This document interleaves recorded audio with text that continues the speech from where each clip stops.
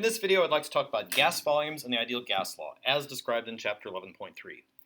In the previous unit in this section, we talked about gas laws that related pairs of variables that can be used to describe a sample of gas: Boyle's law, Charles' law, and Gay-Lussac's law. In this section, I'd like to talk about a fourth gas law and then bring things together in a unified way that's going to make more sense. So, our friend Gay-Lussac also studied volume relationships between gases and chemical reactions. Specifically, if you carry out a chemical reaction that involves only gases, how are the volumes of reactants and products related to each other at constant temperature and pressure? Here's an example. Gay-Lussac noticed that if you combine oxygen gas and hydrogen gas to form water vapor, that they always combined in a 1:2:2 ratio by volume.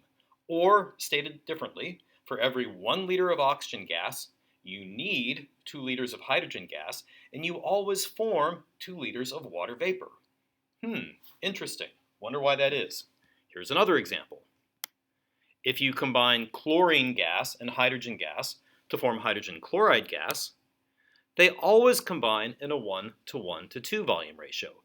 Or, stated differently, for every 1 liter of chlorine, you need 1 liter of hydrogen gas, and you always get 2 liters of hydrogen chloride gas. As long as you're at the same temperature and pressure, gases combine in simple integer ratios. And that is pretty much stated in Gay-Lussac's law of combining volumes of gases. Volumes of gaseous reactants and products can be expressed as small whole number ratios at constant temperature and pressure. Small whole number ratios. Where have we heard that phrase before? Well, Dalton, in his atomic theory, said that atoms of elements combine in small whole number ratios. So there must be some relationship between the number of atoms of the gas and the volume it occupies. So if the gas volumes also combine in small whole number ratios, it must be the case that the volume occupied by the sample of gas must depend only on the total number of particles. This relationship is stated in Avogadro's law, which says that equal numbers of gas particles at constant temperature and pressure must occupy equal volumes. Or stated differently, the volume occupied by a certain number of moles, the volume occupied by a sample of gas must be directly proportional to the number of moles of gas in that sample. And here is our friend Amedeo Avogadro. The law is stated as the volume occupied by the gas is directly proportional to the number of moles at constant temperature and pressure. And we can state this mathematically as volume equals a constant times moles, represented by N, or another way of stating it, the ratio of volume to moles is equal to a constant at constant temperature and pressure. Because the constant K is volume over moles, the unit must be liters per mole. So that raises the question, how much volume does a mole of gas occupy? Well, of course, that's going to depend upon the actual temperature and pressure. So scientists chose a particular temperature and pressure point, namely 0 degrees Celsius in 1 atmosphere, and that is described as standard temperature and pressure. Experiments show that at standard temperature and pressure, sometimes abbreviated STP, the ratio of the volume to moles is equal to a constant, and that has a numerical value of 22.414 liters per mole. That constant at standard temperature and pressure is called the standard molar volume of a gas. And we can use this relationship, as well as the numerical value, to convert between volume occupied by a sample of gas and the number of moles in it. And here's a diagram that illustrates that. In these 3 balloons, I have 1 mole of hydrogen at STP, 1 mole of oxygen at STP, and 1 mole of carbon dioxide at STP. And as you can see, because the temperature and pressure are the same, they occupy the same volume, and because it's standard temperature and pressure, they occupy 22.414 liters. Doesn't matter what the chemical identity of the gas is, all that matters is the number of particles.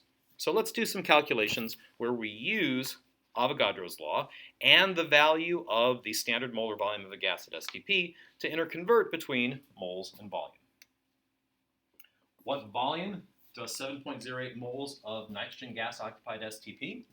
Well, I can simply use the relationship volume equals constant times moles I'll plug in 22.414 liters per mole times 7.08 moles.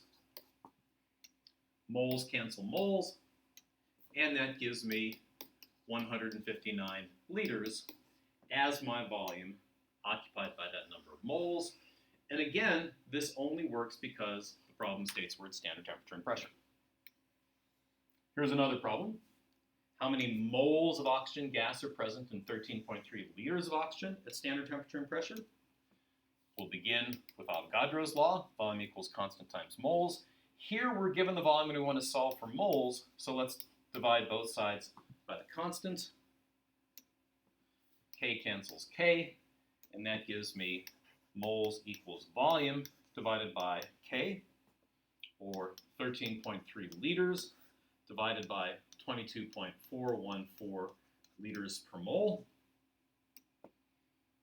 Liters cancel liters, and that gives me 0.593 moles of O2 as my number of moles of gas in the sample. Notice that we could also ask the questions that involve masses. Well, we would simply need to use the molar mass of the gas in question to convert between moles and mass. And again, can't repeat often enough, this only works at standard temperature and pressure. Now, let's bring it all together. There are 4 properties of a sample of gas that we can measure. The pressure it occupies, the pressure it exerts, the volume it occupies, the number of particles or moles in the sample, and the temperature at which all of these are measured. And we now have 4 laws that tell how pairs of these variables are related while the other 2 are not changing. Boyle's law says pressure times volume equals a constant when moles and temperature don't change. Charles' law says volume equals a constant times temperature when moles and pressure don't change. Gay-Lussac says pressure equals a constant times temperature when moles and volume don't change. And Avogadro's law says volume equals a constant times moles when pressure and temperature don't change. Scientists don't really like granular, specific cases like this. We prefer to have a unified way of dealing with these variables. So do you suppose it's possible to derive a single law that simultaneously relates all 4 of these properties, pressure, volume, moles, and temperature?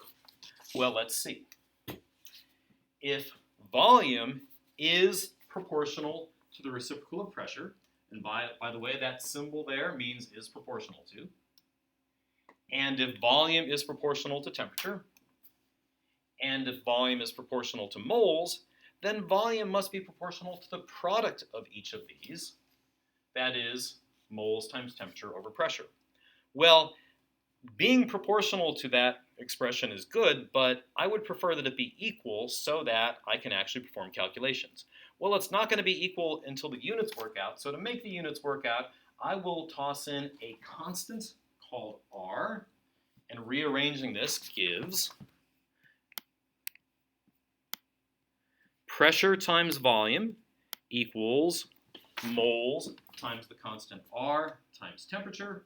And this, my friends, is called the ideal gas law, a single mathematical relationship that tells how pressure, volume, moles, and temperature are related to each other.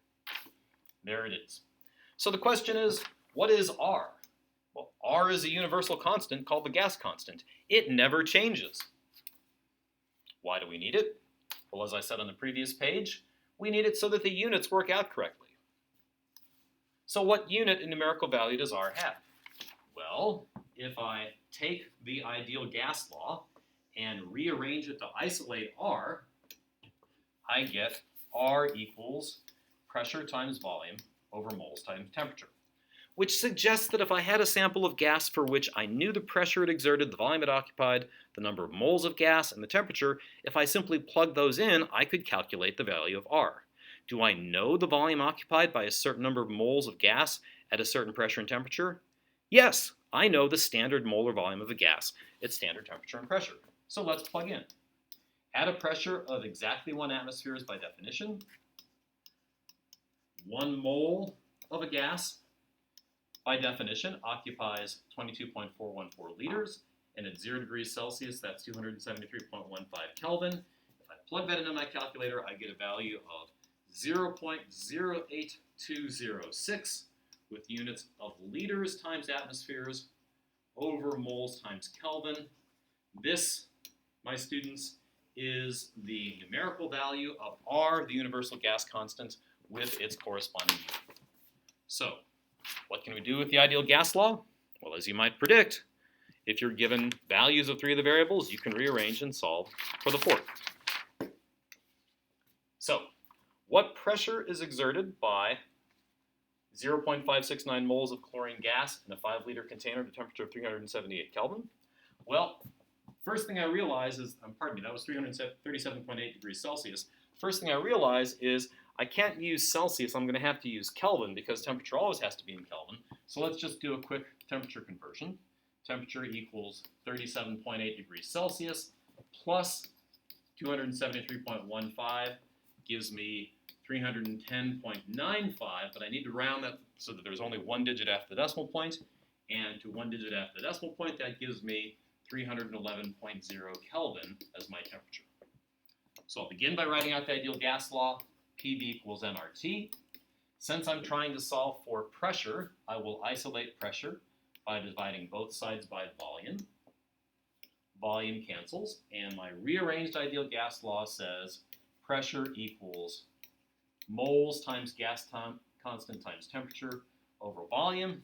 So now I can simply plug in 0.569 moles are 0.08206 liters times atmospheres over moles times Kelvin. Yes, you must write out R with its value and its unit, times a temperature of 311.0 Kelvin, all divided by a volume of 5.00 liters. Let's see what cancels. Moles cancels moles in the denominator of R. Liters in the denominator cancels liters in R. Kelvin cancels Kelvin. And that leaves me with unit of atmospheres, which is what I expect for a pressure. In my calculator, that gives me a value of 2.90 atmospheres as my pressure. Let's do another example. How many moles of neon are present in a sample of neon that exerts a pressure of 137 kilopascals in a 28.8 liter container at a temperature of 304 Kelvin? Once again, I'll start with the ideal gas law. Now I'm trying to isolate moles, so to get moles or N by itself, I'll divide both sides by RT. RT cancels, and my rearranged ideal gas law says moles equals pressure times volume over RT. My pressure is 137 kilopascals. Well, that's not going to work because R has units of atmospheres in the numerator, so I'll simply embed my conversion factor from kilopascals to atmospheres in the calculation. That would be 1 atmosphere over 101.325 kilopascals times my volume of 28.8 liters divided by the gas constant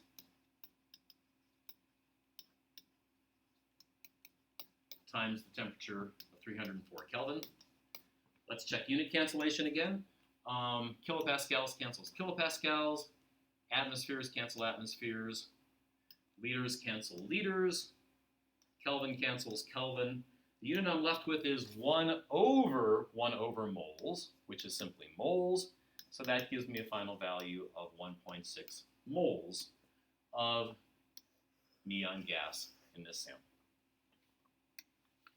So here's a conceptual question. How is this gas law, the ideal gas law PV equals nRT, related to all of the individual gas laws that we learned about earlier in the unit? Well, the ideal gas law says PV equals nRT if temperature T and moles N are constant, then the whole expression nRT is equal to a constant, and I can rewrite this as pressure times volume equals a constant, which is simply Boyle's law. Or if I consider volume equals nRT over P, if pressure P and moles N are constant, then the whole expression RT over P is a constant, and I get volume equals a constant times T, which is simply Charles law. So what this shows us is that each of the individual gas laws, Boyle's law, Charles' law, Gay-Lussac's, Avogadro's law, is a special case of the ideal gas law. The ideal gas law reduces to or simplifies to each of the individual gas laws when certain properties are held constant. So we don't need those 4 gas laws anymore. And as a matter of fact, you can kind of forget about them because we now have the ideal gas law, which deals with all possible situations. So why did I teach them to you? For historical perspective. That's kind of important. So what about problems in which conditions are changing? Well, let's consider the gas law, P equals nRT. Of the things I've written in that equation, what never changes? What always remains the same? Well, clearly R is the only thing that never changes because it's the only thing that's a constant. So let's isolate R. If I isolate R, I get R equals pressure times volume over moles times temperature. So suppose I have some initial conditions, which I'll subscript as 1, so P1 V1 over N1 T1, indicating the initial pressure, initial volume, initial moles, and initial temperature. That expression must be equal to R. If I change one or more of those values of pressure, volume, moles, or temperature, I will have new values, which I'll call P2, V2, N2, and T2. Well, that expression must also be equal to R. If they're both equal to R, then they must be equal to each other, which gives me the ideal gas law for changing conditions. P1 V1 over N1 T1 equals P2 V2 over N2 T2. So in a changing conditions problem where you have initial and final values of one or more of these properties, simply write out this expression, P1 V1 over N1 T1 equals P2 V2 over N2 T2. What do you do if one or two of those 4 quantities, pressure, volume, moles, or temperature, don't change? If they don't change, that means the initial value and the final value are equal to each other, so you can simply cancel it out. So, to summarize, we have 2 types of gas law problems. The first I call constant conditions problems. You have a sample of gas and nothing is changing. Of the 4 variables, pressure, volume, moles, and temperature, you are given 3 and you're simply solving for the 4th. So simply begin by writing out PV equals nRT. Now let's talk about what units we have. Because R has units of liters times atmospheres over moles times Kelvin, pressure must be in atmospheres, volume must be in liters, N must be in moles, and temperature must be in Kelvin. If the given values are in any other unit than those, you need to do a unit conversion. Rearrange to isolate the value you're trying to solve for, plug in what you're given, and calculate. The other type of problem, changing conditions problem, is when one or more of those values is changing. So here we're going to use P1 V1 over N1 T1 equals P2 V2 over N2 T2. Okay. Do I need to use units of atmospheres for pressure and volume for liters? Well, as you can see in a changing conditions problem, we're not using R, so we don't need to worry about the units. And in fact, for pressure and volume, you can use any as long as they are consistent, meaning P1 and P2 must be the same pressure unit, V1 and V2 must be the same volume unit. N always has to be in moles, and temperature always has to be in Kelvin. So for a changing conditions problem, you cancel one or two of the properties that do not change, rearrange, plug in, and calculate. So let's finish with an example of a changing conditions ideal gas law problem, probably one of the more complicated ones you'll see in this unit. A sample of xenon gas occupies a given volume at a given pressure and a given temperature. At what temperature would the same sample occupy a different volume and a different pressure? Well, first of all, we see that it is a changing conditions problem because we have initial and final values of pressure and volume. So once you see that it's a changing conditions problem, you immediately write down P1 V1 over N1 T1 equals P2 V2 over N2 T2. Now, are there any properties that aren't changing? Well, we can clearly see that volume and pressure are changing. We're given an initial temperature and we're trying to solve for a final temperature, but notice that it also says the same sample. What that means is that N equals a constant. Moles of gas aren't changing, or because N1 equals N2, I can simply cross them out, and now my gas law simplifies to P1V1 over T1 equals P2V2 over T2. If pressure, volume, or temperature had been held constant, I would have crossed it out in the same way. So let's go up and label our quantities. A sample of xenon gas occupies a volume of 689 cubic centimeters. I'm going to call that V1, my initial volume. At a pressure of 763 millimeters of mercury, I'm going to call that P1. At a temperature of 305 Kelvin, I'm going to call that T1. At what temperature? So clearly we're trying to find T2. Would the same sample occupy a volume of 801 cubic centimeters? So that will be V2. At a pressure of 936 millimeters of mercury, that will be P2. So I'm trying to find T2, so now I'm going to algebraically rearrange this to get T2 by itself, and I will do that by cross-multiplying. Cross-multiplying gives me P1 V1 T2 equals P2 V2 T1.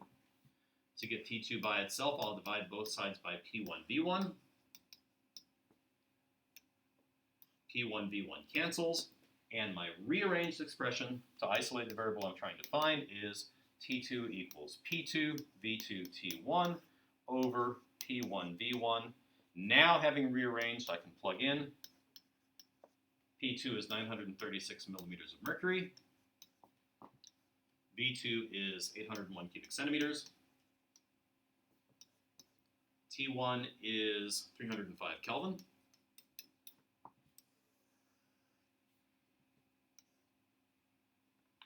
P1 is 763 millimeters of mercury. V1 is 689 cubic centimeters. Okay? Now, notice because we're not using R, I did not need to convert pressure from millimeters of mercury to atmospheres because it simply cancels. Likewise, I did not need to convert cubic centimeters into liters because it cancels as well. If we were doing a constant conditions problem where we were using the numerical value of R, those would have to be converted into atmospheres and liters. So I perform the calculation, and I get my final temperature, T2 equals 435 Kelvin. Okay? And that, my friends, is the ideal gas law.